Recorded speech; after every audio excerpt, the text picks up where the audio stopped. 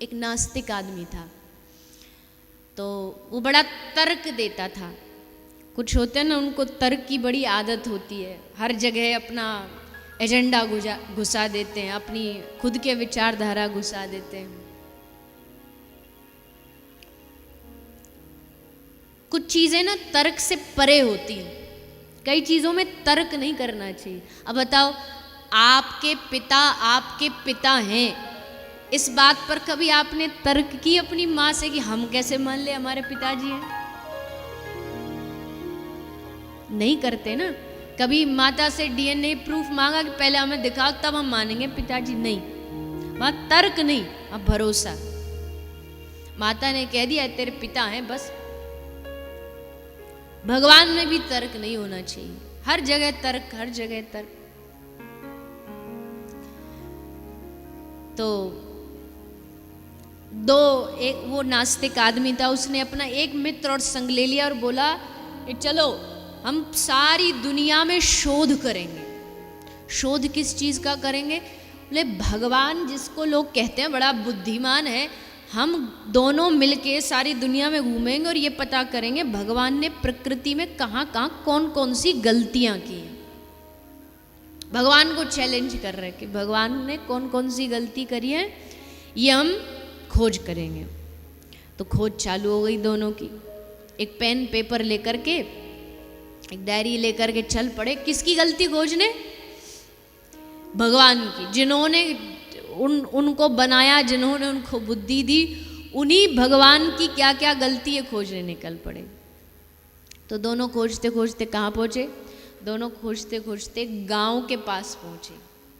तो गांव में ऐसे चलते चलते थोड़ा थक गए थे, तो एक पेड़ के नीचे आराम से बैठ करके दोनों विश्राम करने लगे। अब उसमें से जो एक दोस्त था, उसने क्या गलती देखी? उसने गलती देखी कि सामने एक तरबूज की बेल लगी हुई है और उस बेल पर बड़े मोटे मोटे बड़े बड़े तरबूज लगे हुए हैं। फिर उसने ऊपर नजर घुमाई, ऊपर नजर घुमा के देखा तो क्या था? बोले पेड़, वो जो पेड़ था आम का पेड़ था, तो उस पर आम के फल लगे हुए थे, आम लगे हुए थे।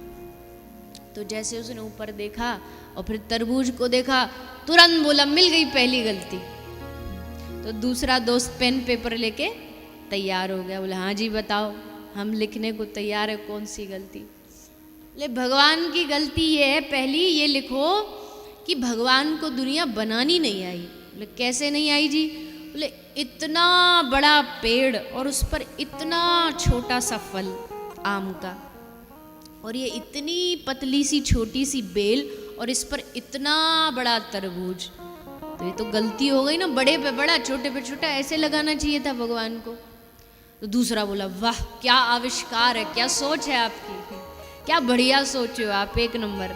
सो लेकर के वो लिख ही रहा था कि ऊपर से एक आम टूट करके आकर के जो ये सोच ला रहा उसी की नाक पे जा गिरा, और जैसे नाक पे गिरा तो चांद तारे दिखाई दी, खोपड़ी घूमी और उसको तुरंत बोला भैया पेन ले काट ये गलती। उसने कहा क्यों क्यों काटूं? बोले बिल्कुल सही किया भगवान ने। सोच अगर आज इस बड़े पेड़ पर वो बड़ा फल लगा होता तो मेरा तो यही हो गया, राम नाम सत्य है। भगवान जो करते जैसा करते हैं वो सही ही करते। भगवान की प्रकृति में दुनिया का सबसे बड़ा कोई आर्टिस्ट है तो वो श्री ठाकुर जी है।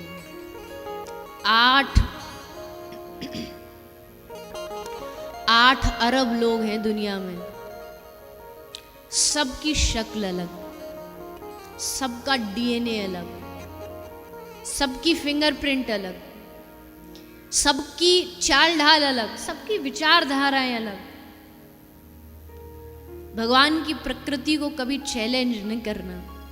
साइंस भी मैं साइंस के कभी विरोध में नहीं बोलती, क्योंकि साइंस की बहुत सारी देन है हमारे ऊपर, लेकिन ये कभी नहीं भूलना चाहिए विज्ञान को भी कि विज्ञान कितने भी ऊंचे शिखर पर पहुंच जाए, जब विज्ञान वहां हाँपता हाँपता पहुंचेगा ना तो देखेगा धर्म वहां पहले से ही विराजमान है, धर्म वहां पहले से ही मुस्कुराता हुआ बैठा है।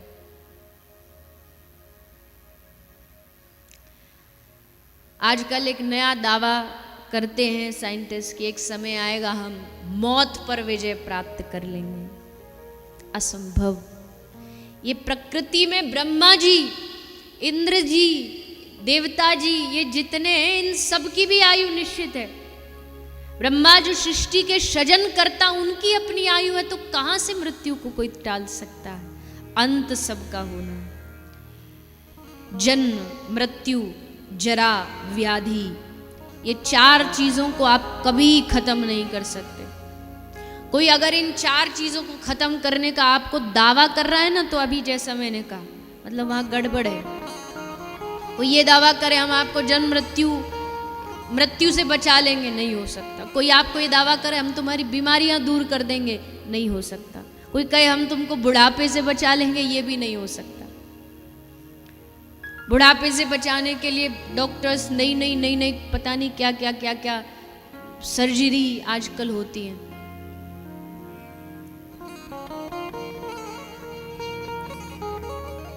लेकिन क्या बुढ़ापे से बच पाएंगे? कितनी सर्जरियां करवा लीजिए, वृद्धावस्था से कोई बच पाएगा? और मृत्यु से कोई बच पाएगा? कभी नहीं। जन्म मृत्यु से बचने का एक ही रास्ता है, जो भजन करके ये जो जन्म मृत्यु का ये जो भवरोग है इससे पार जो चला गया वो तो बच सकता। बाकी कोई बेकार के दावों में मत फंसी। कोई तुम्हें रोगों से बचा लेगा, ये बेकार के दावे। भैया शरीर है तो रोग तो होगा ही। ये मशीन है, मशीन खराब भी होती है, फिर इसको ठीक करना पड़ता है, फिर इसमें ऑयलिंग करनी पड़ती है, दवाई खाओ, ये खाओ, वो खाओ। रोगों से बच नहीं सकते, व्याधि से बच नहीं सकते, जन्म मृत्यु से बच नहीं सकते। इसलिए भगवान के प्रकृति पे चैलेंज नहीं। और भगवान ने तो जो प्रकृति बनाई ना, दुनिया का कोई बड़े से बड़ा कलाकार भी वैसी नहीं बना सकता। भगवान ने ऐसी ऐसी वस्तुएं दुनिया में बनाई जिसकी रचना इतनी सुंदर, वो कितना सुंदर होगा। कई कई चीजों को देखते हैं ना तो कभी कभी देख करके एकदम आंखें भर जाती। आहा, क्या सौंदर्यता भगवान ने अपनी इस दुनिया में दी है।